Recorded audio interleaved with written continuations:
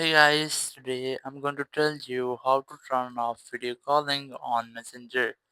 If you are using Messenger and now you want to turn off video calling, so let's see how can I do this.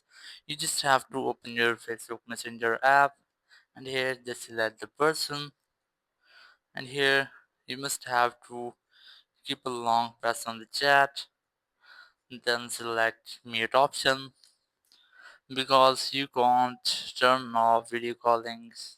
So you must have to mute the video and the person. So after that you will not receive any call notification or the message notification from the person. But if you want to mute only call, you must have to select mute call notifications, then tap on OK.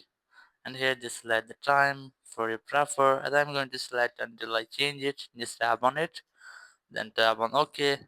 Now whenever you receive a call, you will not receive any notification or call type notification. You just have to tap on the chat to view if the person has called you.